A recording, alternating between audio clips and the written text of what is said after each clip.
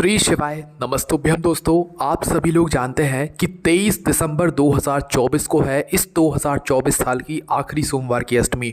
और दोस्तों, आप ये समझ सकते हो कि आप इस बार बहुत ही ज़्यादा किस्मत वाले हो, क्योंकि दोस्तों ये वो सोमवार की अष्टमी है जो कि आपके नए साल को अच्छा बनाने की सोमवार की अष्टमी। मतलब आप अगर अपने नए साल में कुछ चाहते हो, कुछ आपकी मनोकामना है जो कि आपको बहुत ही जल्दी अपने नए साल में चाहिए, तो उसके लिए आप सोमवार की अष्टमी के दिन ये वाला उपाय कर सकते हो जो इस वीडियो में हम आपको बताने वाले हैं। दोस्तों, साल की आखिरी सोमवार की अष्टमी 23 दिसंबर 2024 के दिन रुक्मणी अष्टमी है। और इस मौके को हम तो ये कहेंगे कि आपको अपने हाथ से बिल्कुल भी नहीं जाने देना चाहिए। और आपकी जो भी एक मनोकामना हो, जिसके लिए आपने बहुत प्रयास कर लिए, पूरे साल भर से लगे हुए हो, और आप चाहते हो कि आपको नए साल की खुशियों में जो है आपकी वह मनोकामना पूरी हो जाए, तो आप लोगों को 23 दिसंबर को रुक्मणी अष्टमी मतलब कि सोमवार की अष्टमी के दिन 31 चावल के दाने वाला उपाय ज़रूर कर लेना चाहिए। हम जानते हैं ये वाला उपाय आपको पता भी होगा, आप लोगों ने किया भी होगा, पर वापस से आप लोग सुनो। अगर आपकी मनोकामना इस उपाय को करने से पूरी नहीं हुई है, तो हो सकता है आप कुछ गलती कर रहे हो, तो आप उपाय एक बार अच्छे से सुनो और समझो। उसके बाद ये वाला उपाय इस साल की 2024 साल की आखिरी सोमवार की अष्टमी के दिन एक बार करके देखो हमारे कहने पर। फिर आप खुद देखना कि हाँ, आपके नए साल में आपने जिस मनोकामना के लिए इस साल के आखिरी सोमवार की अष्टमी के दिन ये वाला उपाय किया था, इस उपाय को करने के बाद आपकी मनोकामना पूरी हुई या नहीं हुई। और ये वाला उपाय आप अपनी किसी भी प्रकार की दुख और परेशानी के लिए भी कर सकते हो, कोई भी यहाँ पर दिक्कत वाली बात नहीं है, ठीक है। और दोस्तों, ये उपाय हम आपको पहले ही बता रहे हैं ताकि आप लोग उपाय को अच्छे से समझ लो, अच्छे से जान लो। कोई भी परेशानी आए तो आप हमसे कमेंट करके पूछ लो, आपको जवाब मिल जाएगा, ठीक है। तो आइए जानते हैं कि इस 31 चावल के दाने वाले उपाय को कैसे करना है। देखो, अगर सोमवार की अष्टमी में सबसे बड़ा उपाय अगर आप पूछो तो वो कौन सा है, तो वो 31 चावल के दाने वाला उपाय है। इसके अलावा भी और भी उपाय है, वो हम आपको आगे आने वाली वीडियोज़ में बता देंगे, है ना। तो देखो, सबसे पहली चीज़ 31 चावल के दाने वाला जो उपाय है, इस उपाय को करना किसको होता है। देखो, इस उपाय को कोई भी सदस्य, कोई भी व्यक्ति कर सकता है जिसको अपनी मनोकामना भगवान शिव जी से पूर्ण करवानी हो। और सोमवार की अष्टमी का दिन इतना ज़्यादा मतलब फलदायी होता है, आप सोच भी नहीं सकते। जिस दिन सोमवार होता है, जिस दिन अष्टमी होती है, उस दिन सोमवार की अष्टमी मानी जाती है। इस दिन भगवान शिव जी के मंदिर में जाना, चले जाना ही बहुत बड़ा फलदायी मतलब माना जाता है, क्योंकि इस दिन भगवान शिव जी के मंदिर में 64 योगिनियाँ विराजित होती हैं, सभी देवी देवता विराजित होते हैं। और ये वाला जो दिन होता है, ये भगवान शिव और माता पार्वती जी के मिलन का दिन होता है, ठीक है। तो इस वाले उपाय को कोई भी कर सकता है जिसको अपनी मनोकामना या कोई दुख और परेशानी भगवान से मतलब दूर करवानी हो या अपनी मनोकामना पूर्ण करवानी हो। तो करना क्या है, सबसे पहली चीज़ आप लोग ये समझ लीजिए कि इस उपाय में आपको 3 सामग्री की आवश्यकता पड़ती है। पहला तो आप नाम में ही समझ गए होंगे कि 31 चावल के दाने, है ना। तो 31 चावल के दाने सबसे पहले हमें चाहिए होते हैं इस उपाय में। दूसरी जो चीज़ होती है वो होती है 31 हरे मूंग के दाने, है ना। हम बताएंगे आपको कैसे लेना है, पर उसके पहले सामग्री पूरी सुन लीजिए। तो 31 चावल के दाने लेना है, 31 हरे मूंग के दाने लेना है, और 31 ही आपको बेलपत्र लेना है। यहाँ पर सबसे ज़्यादा जो परेशानी आती है लोगों को, वो बेलपत्र इकट्ठा करने में आती है, क्योंकि 1 2 5 बेलपत्र की बात हो तो भाई चल जाता है, पर यहाँ पर 31 बेलपत्र लाना पड़ता है। तो एक साथ इतनी सारी बेलपत्र सभी लोगों को नहीं मिल पाती है, या कुछ खंडित मिलती है तो कुछ अच्छी मिलती है, परेशानी होती है ना। तो इसका भी हम आपको जवाब देंगे कि इस जगह पर आप लोग क्या कर सकते हो।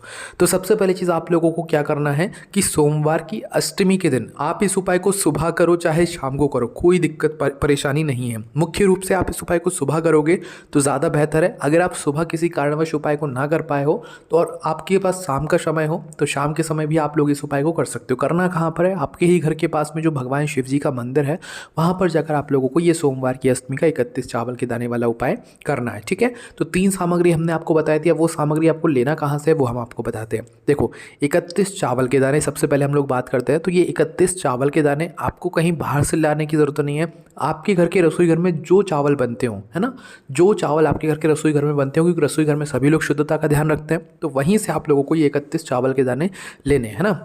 तो अपने घर के रसोई घर में जाना, एक मुट्ठी या एक कटोरी में चावल निकालना। उन चावलों में से आप 31 चावल के ऐसे दाने निकालना जो कि साबुत हो, टूटे हुए ना हो, कटे पिटे ना हो, बिल्कुल दाग वाले ना हो, साबुत चावल हो। शिव जी पर जो भी चीज़ समर्पित होती है वो पूर्ण होती है, इसलिए कोई भी टूटी फूटी दाग वाली चीज़ समर्पित नहीं होती। तो चावल का दाना भी पूर्ण होना चाहिए, साबुत होना चाहिए, सैगा होना चाहिए ना। तो ऐसे आप लोग 31 चावल के दाने निकाल लो और अलग से निकाल कर उसे कागज़ की पुड़िया में या तो कटोरी में एक अलग से रख लो, ताकि एक भी दाना इधर उधर ना हो, है ना। 31 चावल के दाने हो गए। अब बारी आती है 31 हरे मूंग के दानों की। तो 31 हरे मूंग के दाने दोस्तों, आप लोगों को परेशानी होती है, हम आपको समझा देते हैं। 31 हरे मूंग के दाने मतलब कि हरे मूंग की दाल नहीं होती यहाँ पर। हरे मूंग की दाल क्या होती है कि बीच में से कट जाती है, पर जो दाने होते हैं हरे मूंग के दाने वो पूरे गोल गोल होते हैं। और अगर आपके घर में नहीं है ये हरे मूंग के दाने, तो निश्चित सी बात है कि आपको पूजन वाली दुकान पर ये इसके पैकेट वगैरह 5-10 रुपए की आराम से मिल जाती है। तो आप लोग वो हरे मूंग के दाने लेकर आ जाइएगा, ठीक है।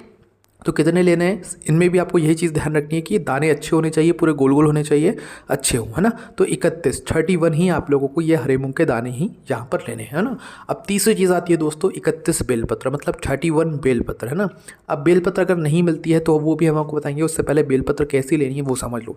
देखो, सोमवार की अष्टमी के दिन अगर आप बेलपत्र ले रहे हो तो उस दिन मत तोड़ना, है ना। अगर आप तोड़कर लाकर आ रहे हो तो एक दिन पहले तोड़कर रख लेना, कोई दिक्कत वाली बात नहीं है। कितनी लेना है, 31 बेलपत्र यहाँ पर आप लोगों को लेना है। ये 31 बेलपत्र भी बिल्कुल साबुत होनी चाहिए, मतलब खंडित नहीं होनी चाहिए, इस बात का हमें ध्यान रखना है, ठीक है।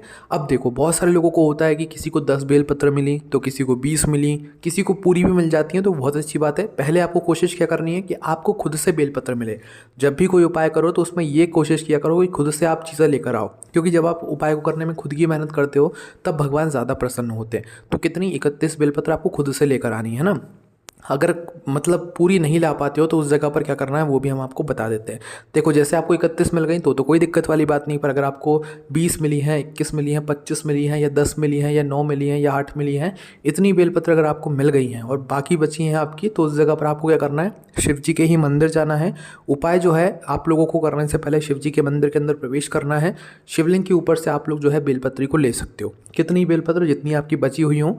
अब ऐसा मत करना कि पूरी की पूरी बेलपत्र ही ले लो। हाँ, कोशिश ये करना कि आपको जितनी मिल रही उतनी तो आप लेकर आ ही जाओ। पर अगर एकदम से उपाय सुन रहे हो, एकदम से उपाय करना है, तो उस जगह पर अगर बेलपत्र ना भी मिले तो शिवलिंग के ऊपर से ले सकते हो। जितनी भी बेलपत्र ले रहे हो उनको धोना है, उसके बाद ही अपने उपाय में प्रयोग करना है, इस बात का आप लोग ध्यान रखिएगा। तो कितनी बेलपत्र लेना है, यहाँ पर भी आपको 31 ही बेलपत्र लेना है। तो 3 सामग्रियाँ हो गई यहाँ पर आपकी, 31 चावल के दाने, 31 हरे मूंग के दाने और 31 बेलपत्र, है ना। उपाय हमने आपको बता दिया, सुबह या शाम किसी एक समय करना है, दोनों समय नहीं करना है। घर के सभी सदस्य भी कर सकते हैं, घर का एक सदस्य अपने पूरे घर परिवार की सुख और शांति के लिए भी कर सकता है। अगर सुख और शांति के लिए उपाय कर रहे हैं तो घर की बड़ी माताओं बहनों में से कोई भी एक माता बहन उपाय को कर सकती है ना। तो 3 सामग्री आपको अपने साथ में रखनी है जब भी आप उपाय करने के लिए जा रहे हो, सुबह जा रहे हो चाहे शाम को जा रहे हो। अगर आपका मन है कोई पूजन सामग्री रखने का तो वो भी रख सकते हो, वो बहुत ज़्यादा अच्छा है ना। कुछ पूजन सामग्री अपने साथ में लेकर जा रहे हो तो वो भी बहुत ज़्यादा अच्छा है, ठीक है।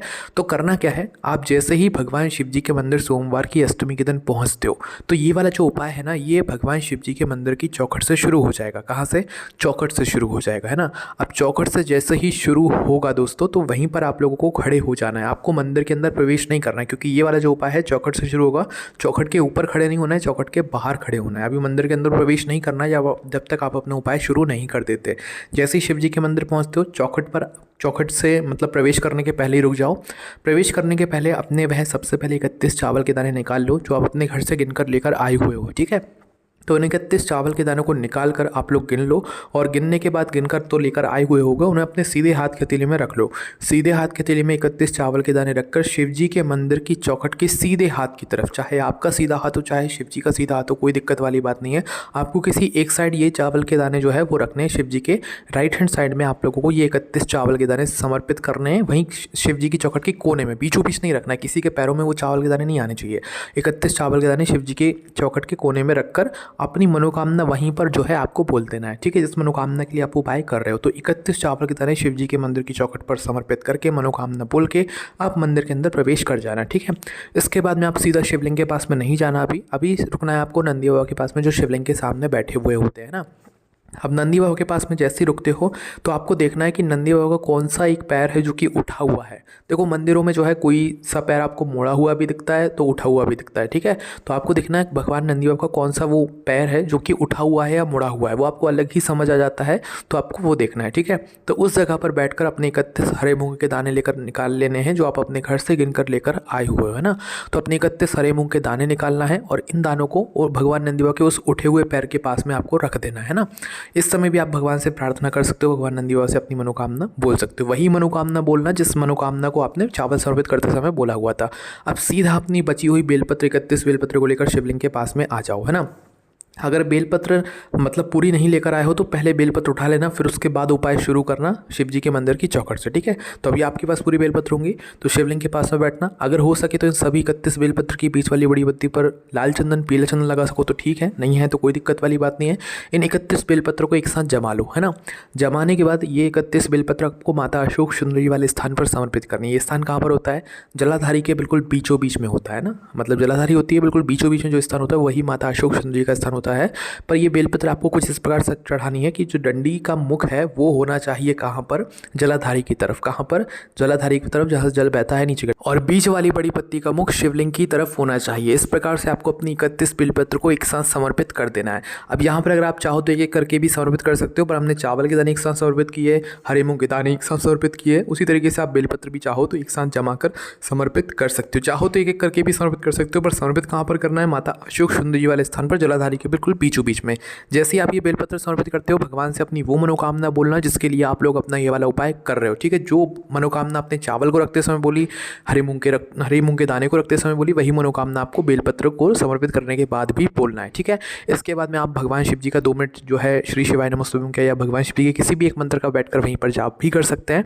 इसके बाद जो भी आपकी पूजन अर्चना है वो आप अपनी पूजन अर्चना कर सकते हो, ठीक है। यहाँ पर ये वाला उपाय पूरा हो जाता है। उपाय को पूरा करने के बाद आप अपने घर पर वापस आ सकते हो। देखो ये वाला जो उपाय है ना, ये बहुत सारे लोगों ने किया है और बहुत सारे लोगों को उपाय को करने का फल मिला है। ये उपाय आप हमारी वेबसाइट भोलेनाथभक्ति.com पर भी जाकर पढ़ सकते हो, लिंक आपको डिस्क्रिप्शन में मिल जाएगी। आपको कोई भी परेशानी आए ना इस उपाय को करने में तो पहले पूछ लेना। अगर आप उपाय में गलती करते हो ना तो कहीं ना कहीं आपके उपाय का फल आपको नहीं मिलता है, फिर आपको ऐसा लगता है कि कोई उपाय काम ही नहीं करता है। क्योंकि हम इतनी लंबी वीडियो इसलिए बनाते हैं ताकि आपको छोटी छोटी चीज़ें भी बता दें, ताकि आपसे उपाय में कोई गलती हो ही ना। जब उपाय में कोई गलती नहीं होगी तो आपको उपाय का फल भी पूरा मिलेगा, ठीक है। तो इस तरीके से आप उपाय कीजिएगा। कोई भी समस्या आएगा कमेंट करके आप हमसे पूछ सकते हैं।